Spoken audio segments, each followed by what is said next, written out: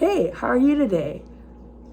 Awesome. I'm doing good. My name is Marley Ann, and I'm going to be your child life specialist.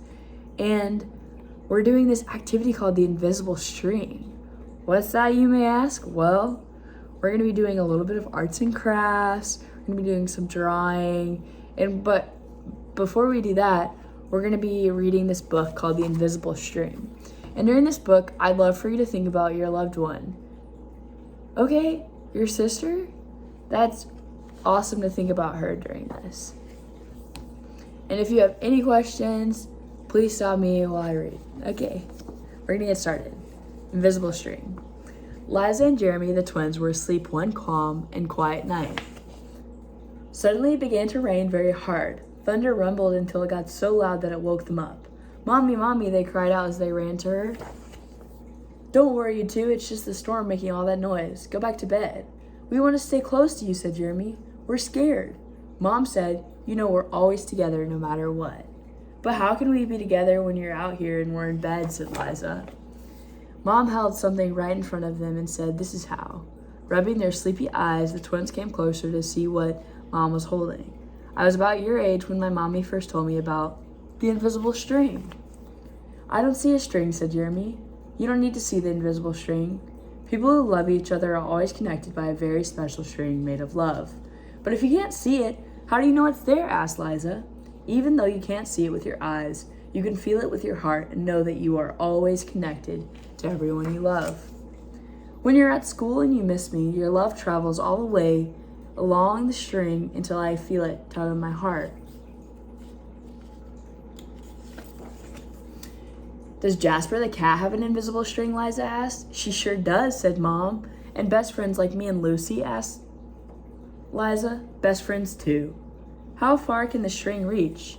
"Anywhere and everywhere," Mom said. "Would it reach me even if I were a submarine captain deep in the ocean?" asked Jeremy. "Yes," Mom said, "even there." "Or a mountain climber?" "Even there." "A dancer in France?" "Even there." "A jungle explorer?" "Even there." "How about an astronaut out in space?" "Yes, even there."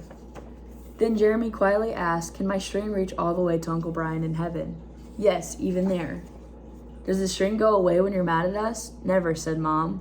"Love is stronger than anger, and as long as love is in your heart, the string will always be there. Even when you get older and can't agree about things like what movie to see or what game to play in the back seat or what time to go to bed. Oh, that's right, you two should be in bed." And with that, they all laughed as Mom chased the twins back to their beds. Within a few minutes, they were asleep, even though the storm was still making the same loud noises outside. As they slept, they started dreaming of all the invisible strings they have, and all the strings their friends have, and their friends have, till everyone in the world was connected by invisible strings. And from deep inside, they now could clearly see no one is ever alone. So after reading that book,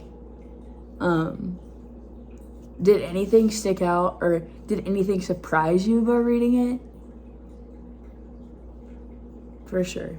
That definitely can be hard to hear that and to think sometimes, like, remind yourself that, like, there is an invisible string. That's so true, especially when we're, like, not together with our loved ones.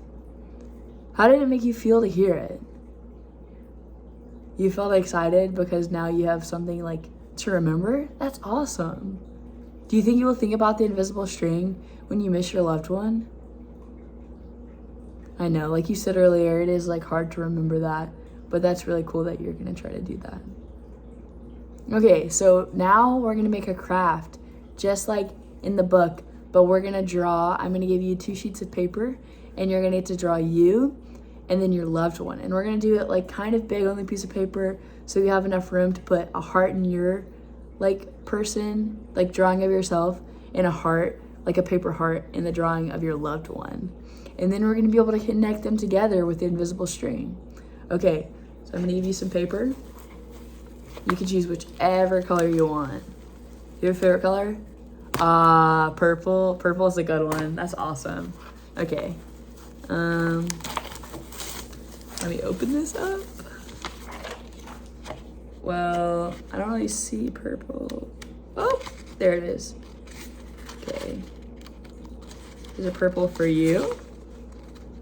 A blue for your sister? Okay, awesome.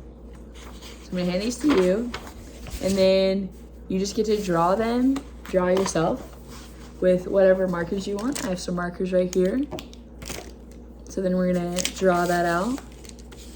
And then, okay. Awesome. And we're gonna give you want pink for both hearts? Okay, cool. So for this one, well, you can choose if you want to like put a cutout heart on there, you can, or if you want to just like draw it. You want to draw it instead of put out the cutout? Okay, that's cool. So next, we're gonna get another sheet of paper. You want green? Okay, cool.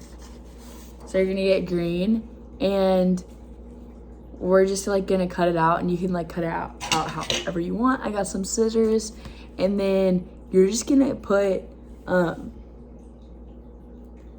just like your feelings. Like, how do you feel? Do you feel sad or confused maybe? Just like different things that you feel, so you can put it in your heart. And then once you put those in there, like, we can talk about them. I'll let you do that.